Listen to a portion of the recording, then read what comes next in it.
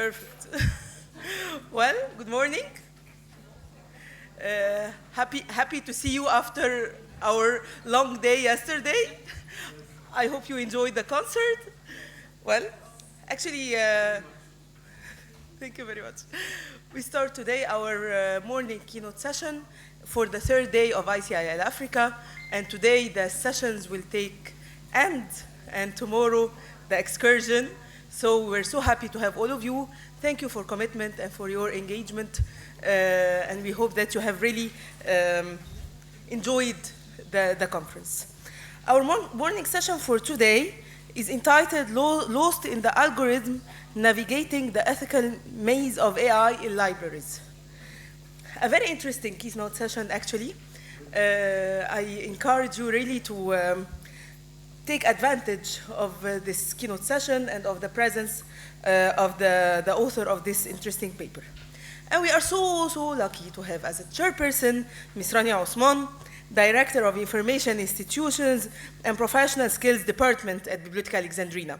And here I should stop because actually this conference was organized by the International Communication Section, which is part of this department, directed by Ms. Rania Osman. So all of these deployed efforts were made under her supervision, with her full support.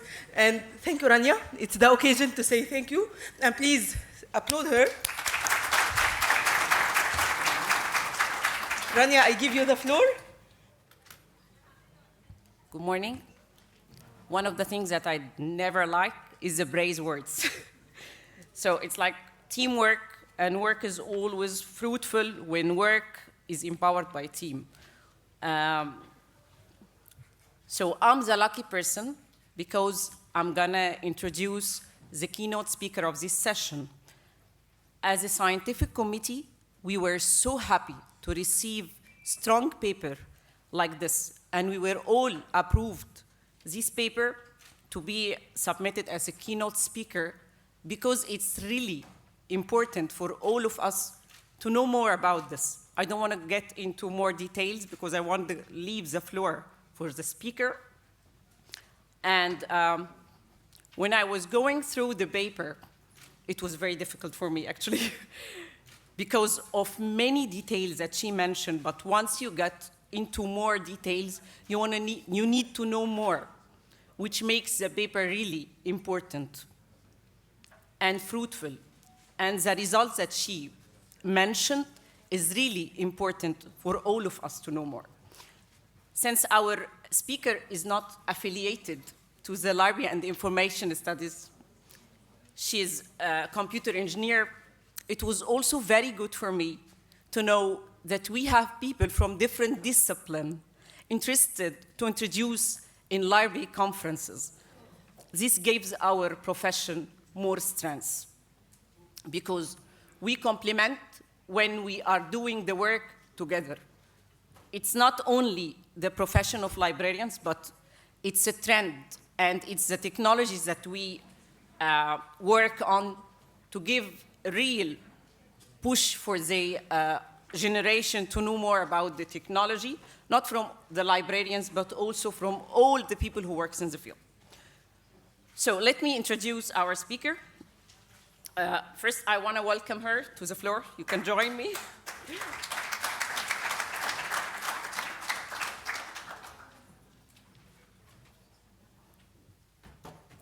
So our speaker is one of our colleagues in BA. This is the good thing about BA, that we have real good calibers. She is a digital heritage researcher and developer at CultNet, not in these premises, but it's in one of the premises in Bibliotheca Alexandrina in Cairo. So her biography is really impressive. She works, Sarah Ezzedine has all her experience in computer engineering and computer science. Since 2015, she has been a researcher in the Center for Documentation of Culture and Natural Heritage at Bibliotheca Alexandrina. She's new. I didn't think that she's new, but when I read the biography, I was like, 2015? You're so new. So, and she's part of the R&D team. R&D is research and development team. So she plays a key role in developing and testing innovative digital heritage projects like the Wall of Knowledge apps and InHeritage apps. This is very nice.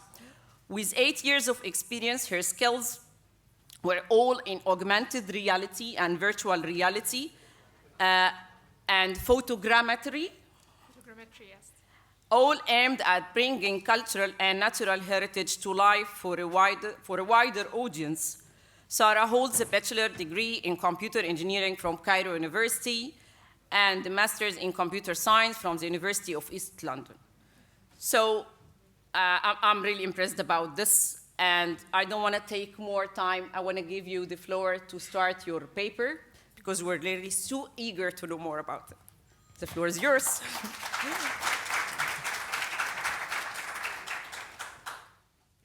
Sabah al-khair, bonjour, good morning, our Egyptian, African, and international guests. It's a pleasure to welcome you all, and it's an honor to be speaking here today. Well, I know what you're thinking. This outline seems longer than the pyramids of Giza, but I'll try to keep it concise. We are living in the fourth industrial revolution, the intelligence revolution. And when we see this image, all of us are probably getting a doom and gloom feeling about how our future will look like.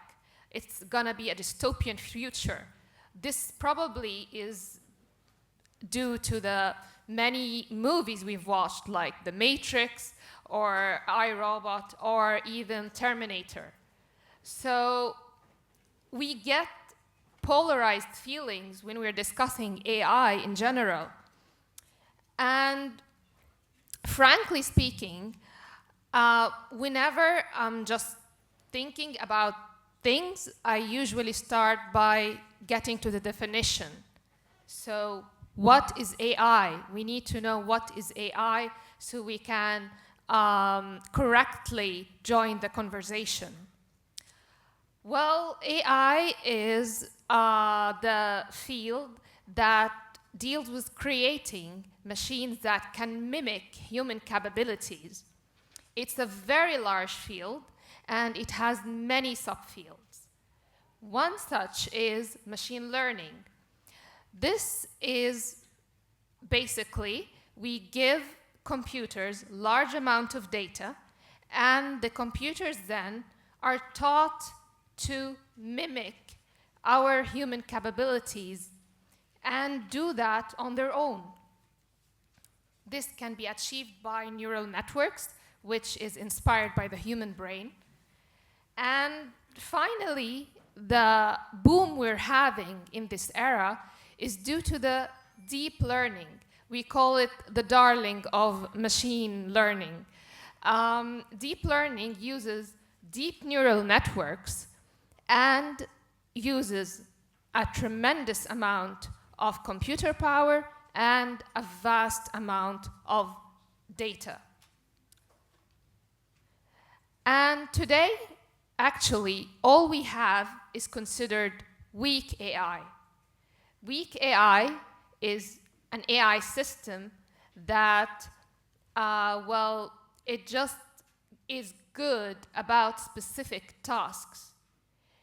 While strong AI, it's the main goal we're all trying to get there, is having an AI system that has a generalized human cognitive abilities that can intelligently tackle unknown tasks and achieve it successfully. So Siri, Gemini, everything we have is considered weak AI. Artificial general intelligence, the one we're aiming for, is strong AI. Ethics is a branch of philosophy that not only deals with right and wrong, but also how human conduct and how they interact with technology. And let's be frank, whenever ethics comes into place, we all have heated discussions, and it's very, very, hearty.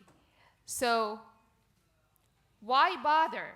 Why bother and make people angry or have these heated discussions? Because of all these benefits. These benefits are what we're gonna have if we have AI in libraries. So now, voila, we have the intricate maze with 7 ethical key chambers. I hope we don't get lost once we enter the maze. The first chamber we have is data bias and user representation. Frankly, data is everything for AI. It's the lifeblood of AI. And if you see here, the robot can be the algorithms dealing with AI. So imagine all the data coming in. What goes out relies heavily on what's coming in. And of course, everyone here must have dealt with bias 1 or 2 times at least. IBM considers there are categories of data bias. You have training data bias, which stems from over or underrepresented groups, or even inconsistent labeling when you're having your training data. And then you have your algorithmic bias, which can be considered from flawed training data or even programming errors. And yes, programmers do make errors. But these 2 are usually the 2 we keep talking about. Why is that? Because AI bias is usually considered a technical problem. But the National Institute of Standards and Technology says otherwise. There is cognitive bias, which is very, very important to deal with. This stems from human, systemic, institutional, and societal factors.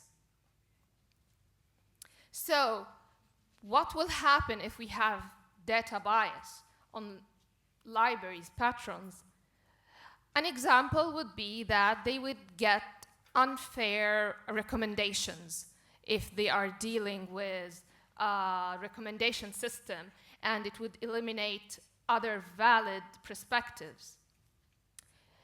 Key terms here to be considered are, first, filter bubbles. I have a subscription for a streaming service, and the account is shared between all my household. So we have different profiles. And guess what? Every profile has different recommendations. We don't see anything that's similar. For once, I watch lots of Asian, Koreans dramas. My father watched a lot of Arabic content. So we are all in a bubble of sorts. Then you have echo chambers. Well, if you go on your newsfeed, you're probably seeing that everyone thinks the same, and everyone just joins your point of view. So this just makes your stance towards any subject even more affirmative, because guess what? You're echoing the same, beliefs. So obviously, all of this deals with user trust. If the user feels like he or she can't get information correctly, or shielded, or in a bubble, eventually he'll lose trust in the whole institute. The second chamber is privacy and patron confidentiality. Well, our moral stance in libraries is privacy is key. And AI, of course, raises a lot of concerns towards that. You have data collection practices. Libraries should be or at least have an obligation to tell their users first, okay, what are the data they are collecting? Why are they collecting it? And what purposes are they like doing that? Sorry. And then you have data retention and disposal. Okay, so my data as a user here in a library, okay, how long will my data be retained? Do libraries have policies towards that? And if I want to delete my history, can I do that? Who should I approach? Do they have responsible disposal? And what are the mechanisms?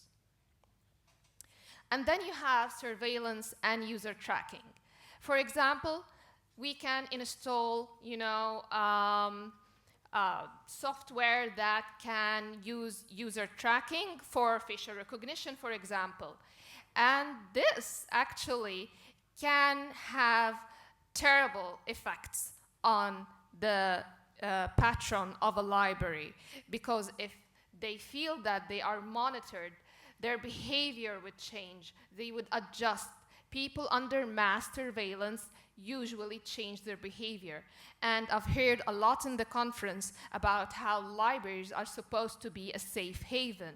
If we're monitoring them, then it would not be such a thing.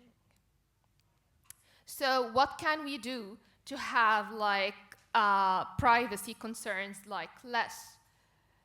We can have privacy by design principles. That means that from the get-go, we have privacy in mind when we start designing or implementing, the system. And prior to that, you have privacy impact assessments, which deals with, what are the privacy considerations we're having. And independent oversight and accountability mechanisms. Well, we can also have advisory boards that can be a joint force between, privacy experts, librarians, and users, and they can actually collaborate and have their input about how privacy can be, moving forward in the development and implementation in AI-powered libraries. And of course, libraries have to keep, continuously improving and updating and reading about the new technologies and the new mechanisms. Okay, now we're into the third one, algorithmic transparency and user trust. I told you that user trust, it's very important. Okay, so AI is considered a black box. That's the challenge that we need to demystify.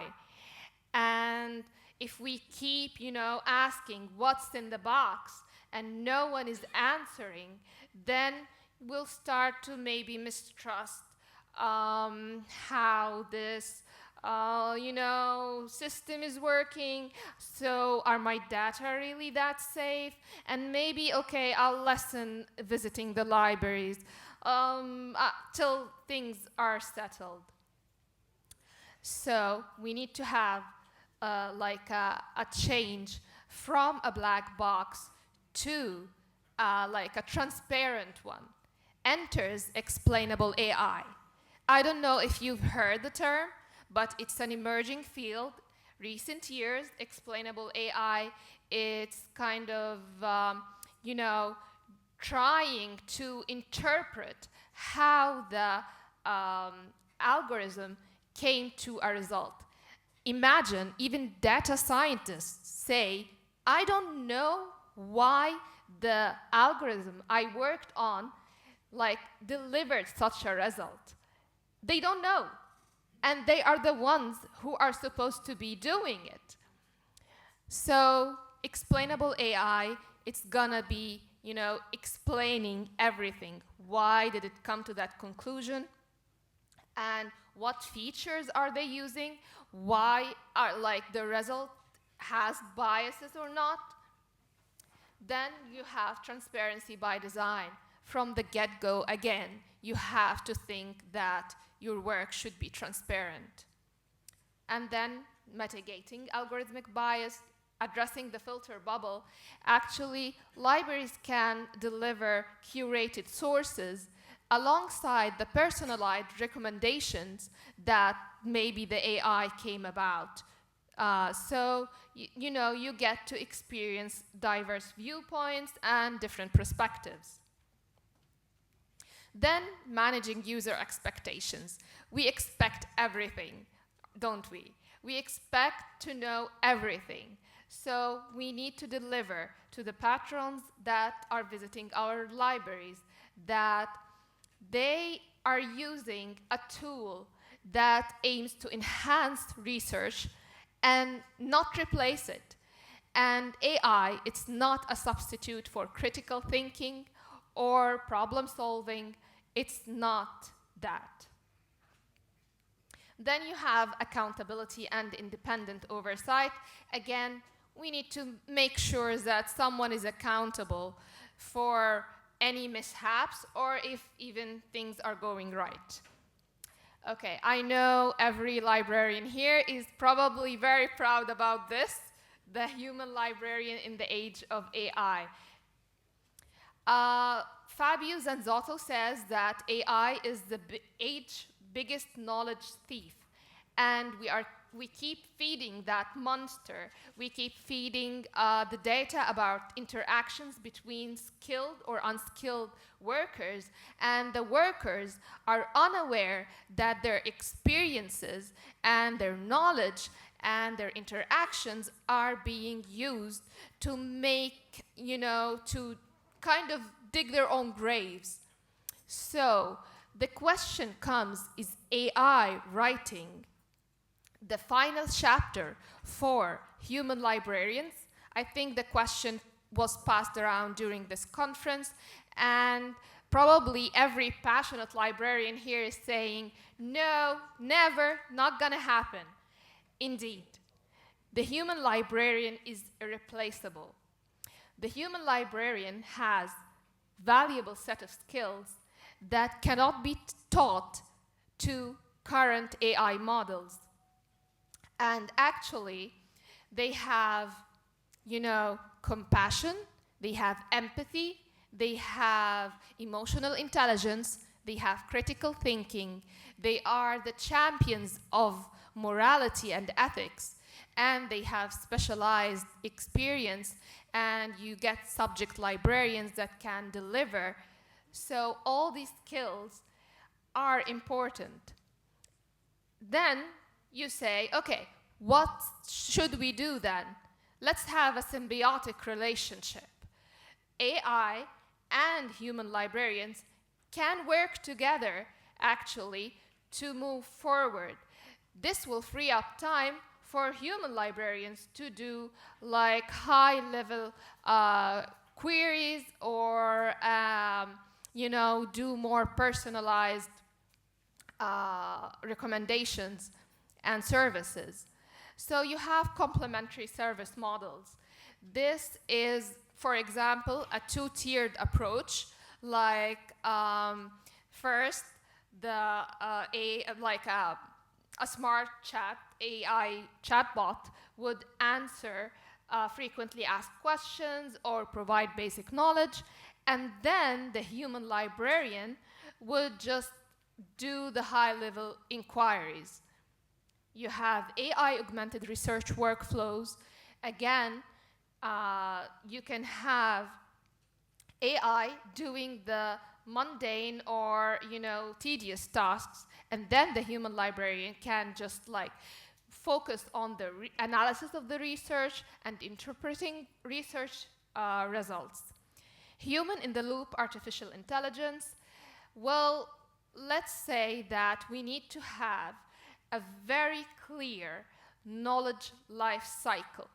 We need to know who's providing the knowledge in each section of the life cycle of an AI system.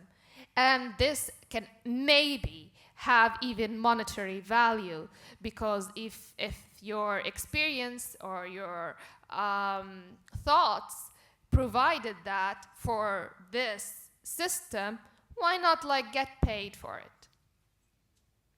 Then you have training and upskilling librarians to just, get to the gap between the AI and the void. Then you have AI and accessibility for diverse users. The World Health Organization actually says that approximately 16% of the global population has has distinct and serious impairments or disabilities. So you have many user groups, and you have to be inclusive in your libraries with accessibility considerations.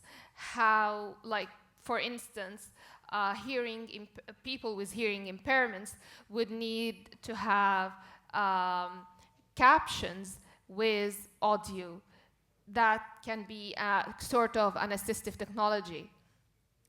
So what are the strategies for inclusive AI in libraries? User-centered design. Let's get these people and make them, they are the target after all of our system, make them have their input, they have their experiences, and they are supposed to be delivering that, so you can have an AI system according. And then adherence to accessibility standards like web content accessibility guidelines, so something like that. Regular testing and evaluation, it's the constant feedback loop. And accessibility training for staff. Staff should be learning how to do and how to explain the accessibility technologies that are present in their libraries. Then we have the sixth chamber, ethical procurement and vendor practices. I'm not sure if I'm like going on time and keeping it. It's okay. Okay. Okay. So we have strategies for ethical procurement, and I can skip the strategies actually and say that the most challenging thing is, let's face it, time and money. Time I don't have right now, and the AI landscape keeps on changing. So it's a rapid growing technology right now. And of course, every library has to deal with its budget. And budgetary constraints with ethical considerations are important, because we keep saying that we want, more AI and explainable AI, but this in terms like reflects into more development, and this costs more money. Finally, we've reached to the last chamber in the maze, community engagement and open dialogue. So we have challenges like the technical complexity and public understanding. The public are not really understanding what is AI correctly, and it's up to libraries to deliver that in a clear language that fits the community, so they can know the complexities, the limitations, and even the advantages of using such a technology. Then encouraging participation from diverse groups. Of course, we need to do targeted outreach for diverse groups to include everyone in the community. Some people just don't go to the libraries, so we have to go to them to include them in our libraries' AI systems. Then mitigating misinformation and fear-mongering.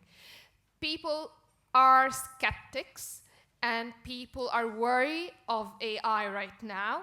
In many societies, at least in the Egyptian society, we are very worried about what will happen, even though we're excited to do ChatGPT and all that, but if we really think about it, we're still on the fence about how we're moving forward.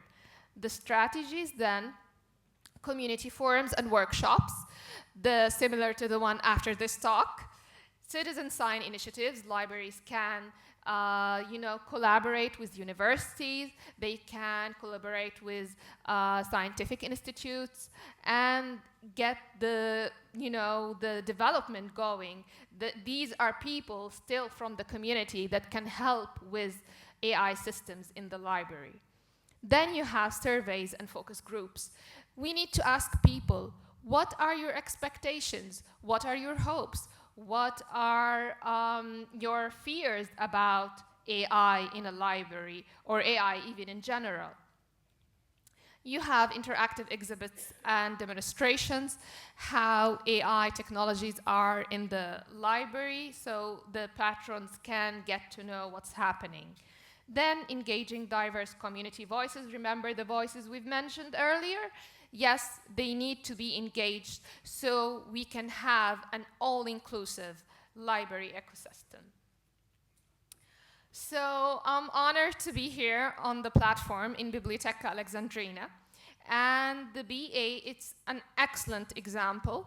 I'm not just saying that because, well, I'm a family member, but let's say that the BA's mission is to be an excellence center for the providing and dissemination of information, and to be a place where dialogue and interaction and happens between people and cultures.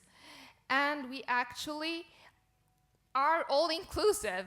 We provide all sorts of people who have disabilities, who have special needs. We have even special centers for them. And we deal with the assistance of such individuals. Then you have intellectual freedom. Intellectual freedom is very important.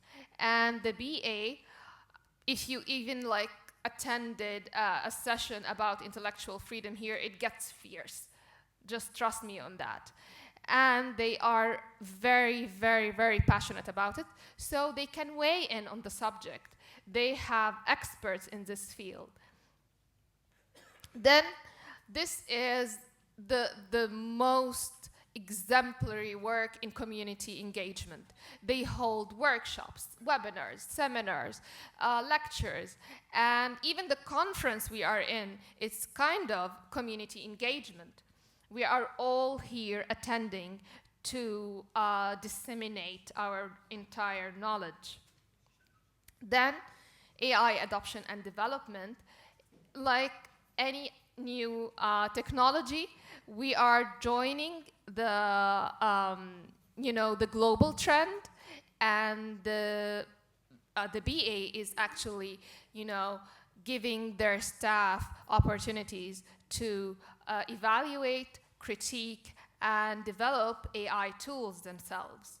So we're moving forward, and with that, Bibliotheca Alexandrina, in my opinion, it's a moral exemplar for how AI can be used for good, and also being aware of its ethical considerations. So finally, mission accomplished. I think we're out of the maze, even though I think we've lost someone. They were 4, now they're 3. Okay. And the ecosystem here, well, it's gonna be an ever-growing one with algorithms and humans both together in the library. And libraries need to be, advocating for ethical AI and keep doing that for the future of our, societies. And libraries need to be aware that they are not alone. No. National actions and strategies can help, and they can aid towards our future. So it's very important. I don't know if I'm quoting, because I've heard similar things in the conference, but AI is here to stay. So we need to be prepared. We need to be ready to deal with all the consequences and just be able to reap the fruits. And with that, I believe I've reached to the end. Thank you for your time.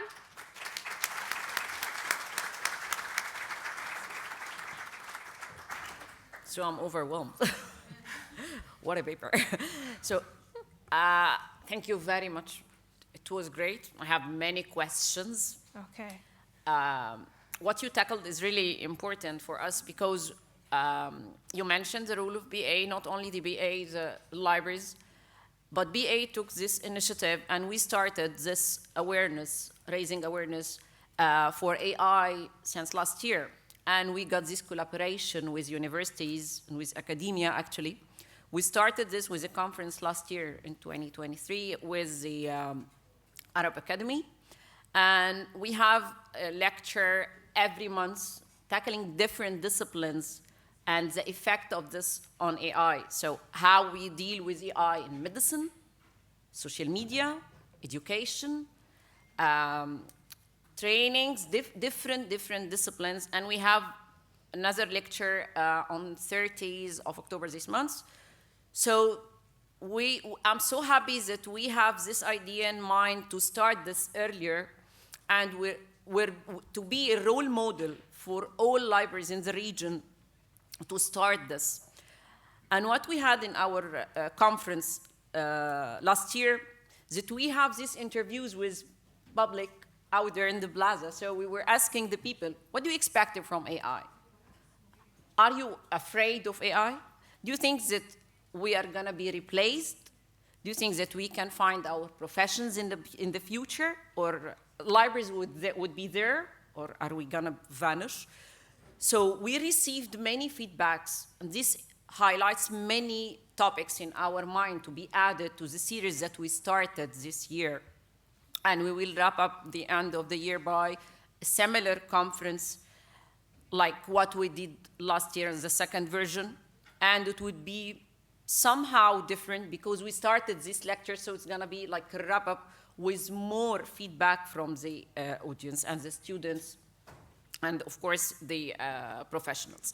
So I'll give the floor for the questions because I know that you'll be so eager to ask. I don't want to take it for myself. So the floor is yours. Dr. Sharif.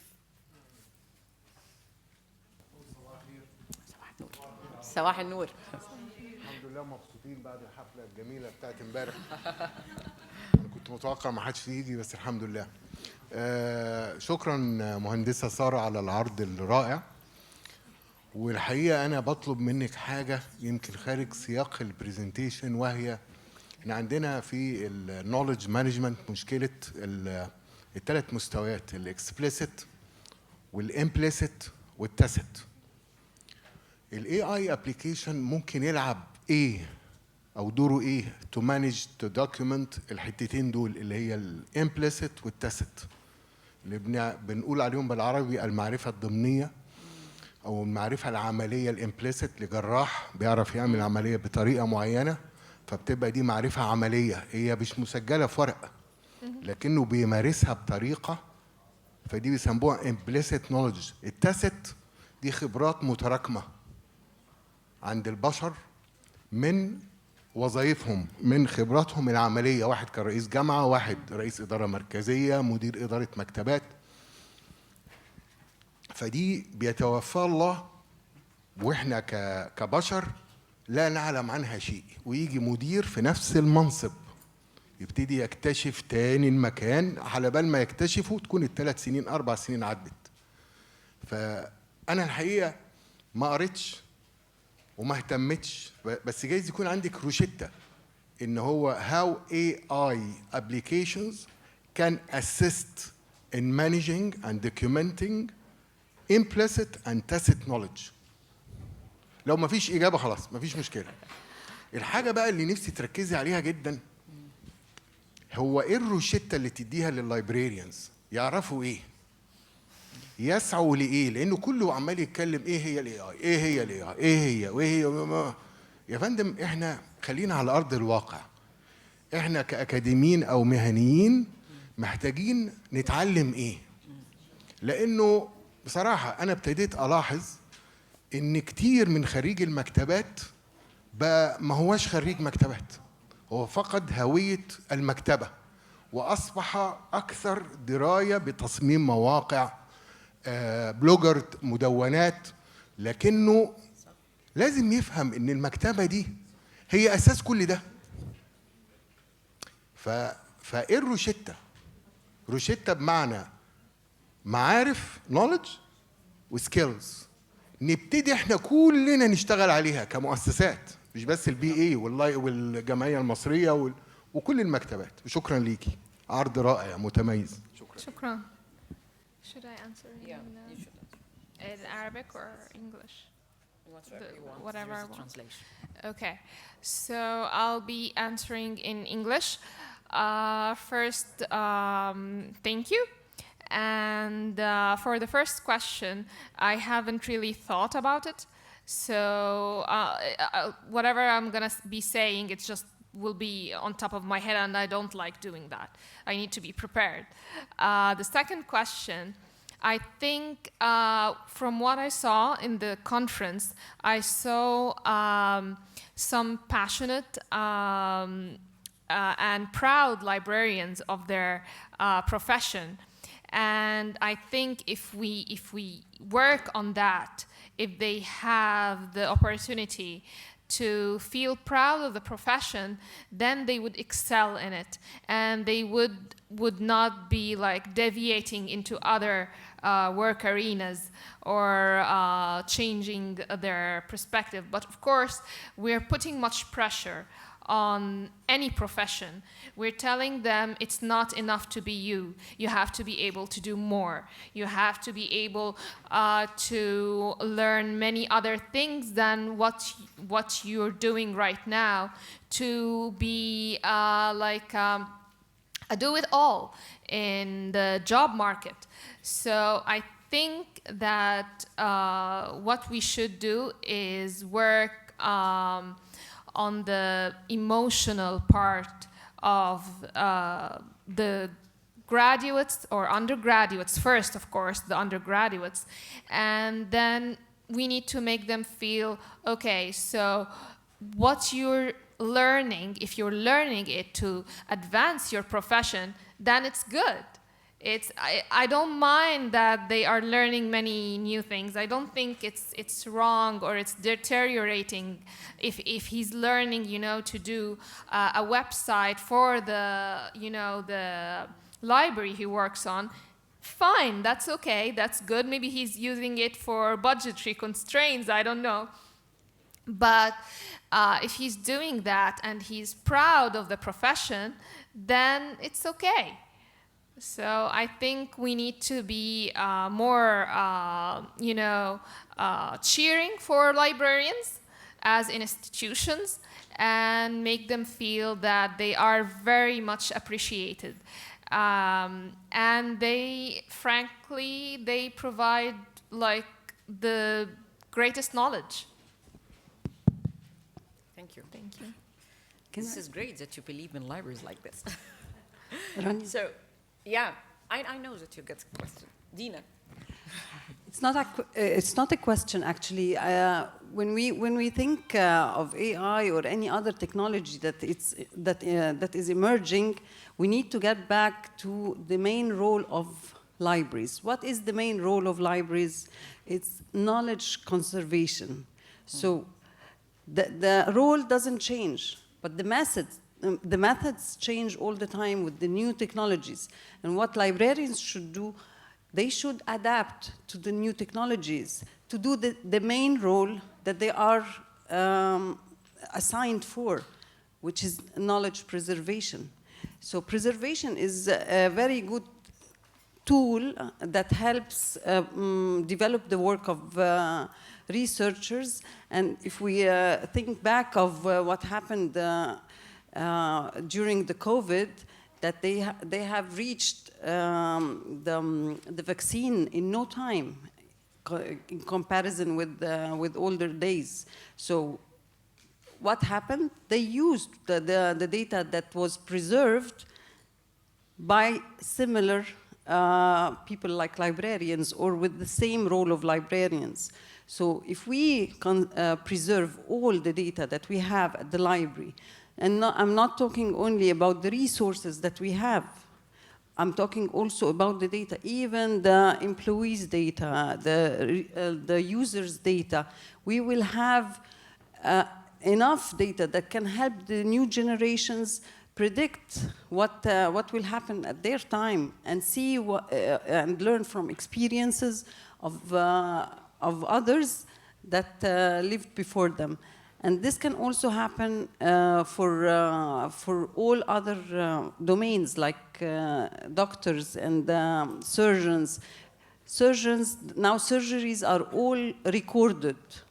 So the AI can understand and see what had happened in a certain surgery that went wrong and can advise the new surgeons not to go through the same mistake. So the experiences can also be preserved, and special experiences, everything, even the least data preserved help. I'm a member of the International Committee for Memory of the World, and I used to tell them, even preserving the jokes throughout the days gives you an indication of so many things, of the social life, of the political life, of the intellectual level of people who lived at that time. So the simplest data preserved help in the future. So that's it. Thank you, Dina, really, for this comment. Actually, and for giving us this example. You remind us of what happened in the COVID and the role of libraries, because we did really great in this time, and actually BA was also a role model in the COVID time. So thank you. So do you have anything to add for Ms. Dina, what she said? No, it's perfect. So we will have only one question. Yeah, Dr. Shawi. Mic for Dr. Shawi. Okay.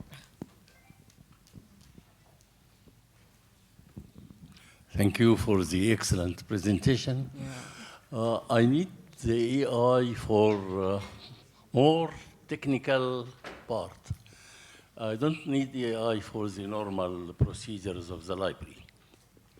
I have in the library content, which is the most sophisticated part. Content, usually we make analysis for it, select terms that represent it, and generally, the selecting of terms or indexing is a very difficult job, and it needs a lot of experience and knowing the subject and so on.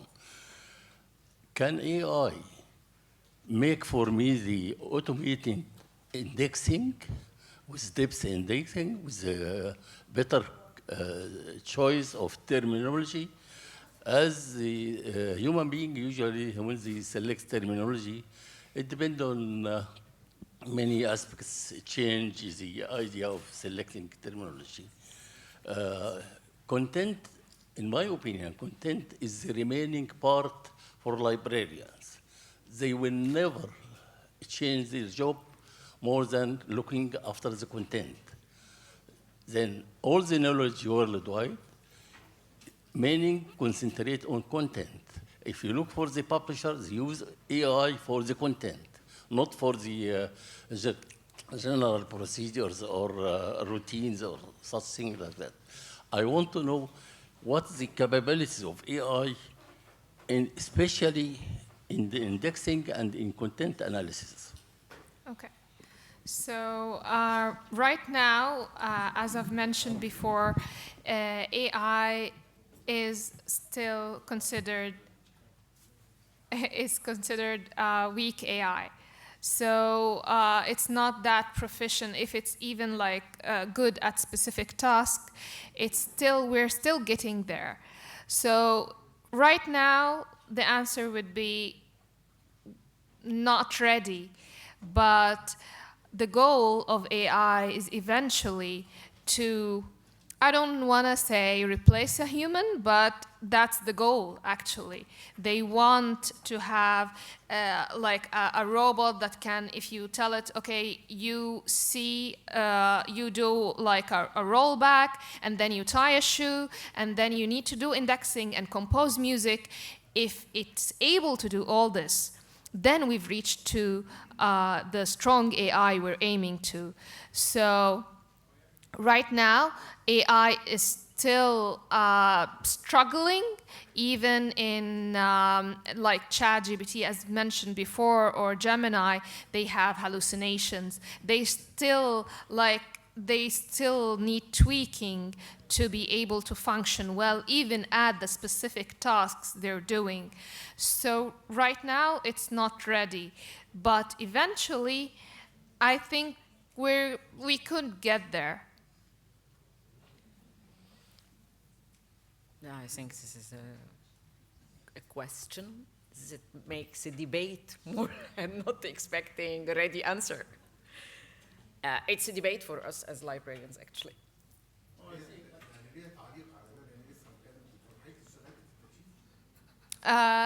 Just like hearing from colleagues, not in depth. Between two paths. The first one is controlled vocabularies. Yes. The second one is natural language. And natural language, I'm sure there will be AI applications, whether oral or written. بس. شكرا. Thank you, Dr. Shri. شكرا على الحفلة There's a دكتورة question دينا. here. شاكرين جدا، استمتعنا امبارح، كان يوم رائع. You? Okay. والأستاذة مها عباس The last طبعا. question. شكرا. Okay. Sorry.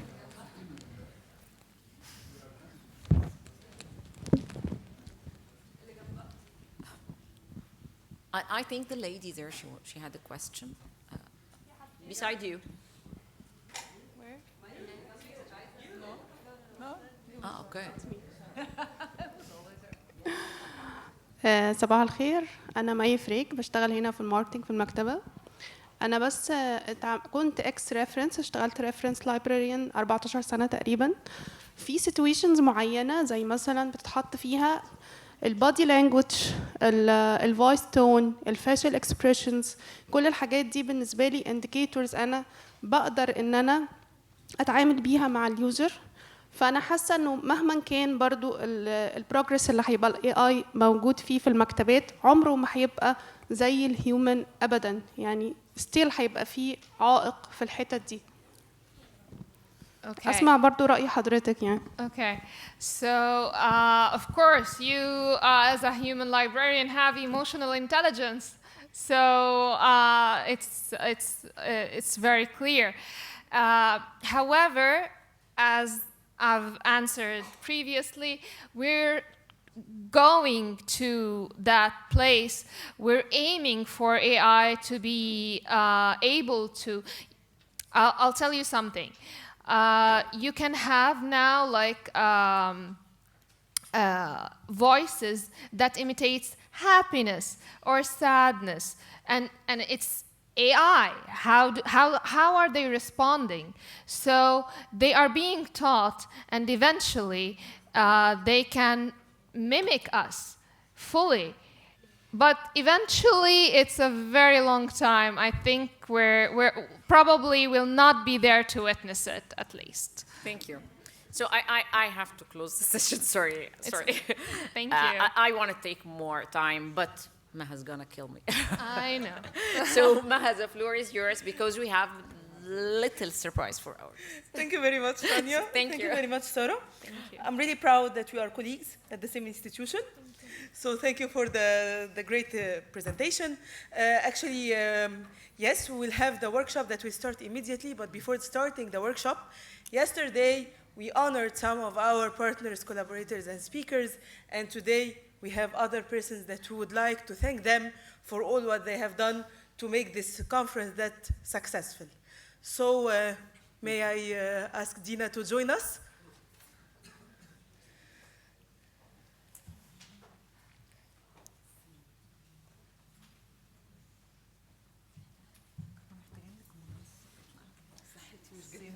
Dr. Brenda Van Wyk, co-chair of ICIL Standing Committee. And she joined us from the University of Pretoria, one of our main organizers.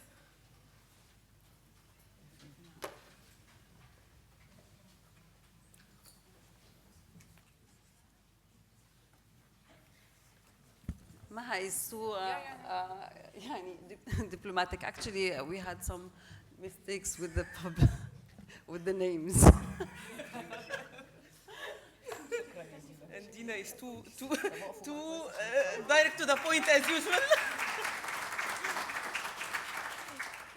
Honesty is always very useful. Dr. Cécile Colibelli, she joins us from Côte d'Ivoire, and she's member of the standing committee, the scientific committee.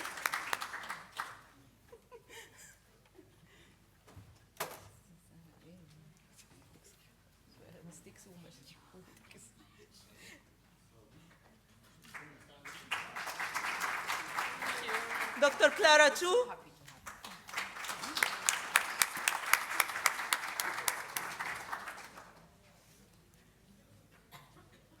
The easiest way. Thank you for your help and contribution.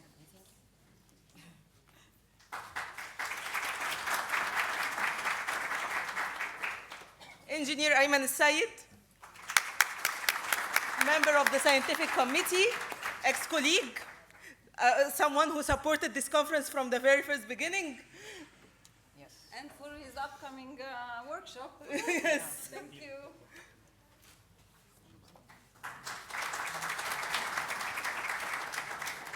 Thank you. Engineer Ayman Al-Qabbani, our instructor for today's workshop,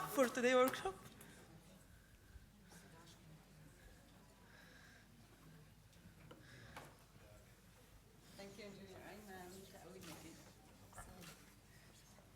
Actually,